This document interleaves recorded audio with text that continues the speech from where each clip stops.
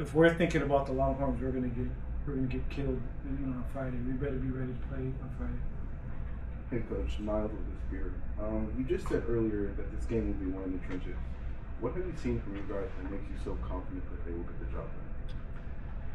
Well, like I said, I don't know if there's things you feel good about. As a coach, you always go like this. There's good practice, a good period, a bad period, a good play, a bad play. And so there's, you try to think about the good plays, but then in your mind you think about some of the things where you didn't get it right. But I trust our guys. I feel like our guys have worked hard. I already talked about the D-line, and I feel like with our O-line, Joe is coming back at center, Joe Harvard, and Joe started the last end of the season after getting injured last year. And so he's very familiar now with the offense, so we feel comfortable having a guy, with this size in the middle, a guy that, 6'5", 300 pounds, 295 in that range, can move, smart.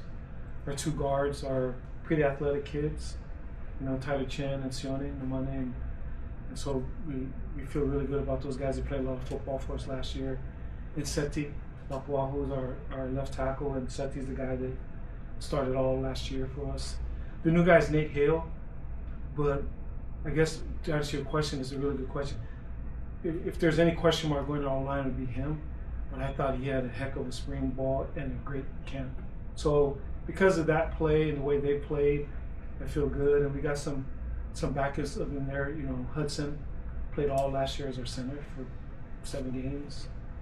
And we got some guys inside, Daniel Moleni, Simeon Mayalba, our guys that can play at guard, along with Daenerys. And we got 2 young tackles in Manny Serna and also Coney at our right tackle. So probably we go too deep with guys, and like I said, I already mentioned our defensive line.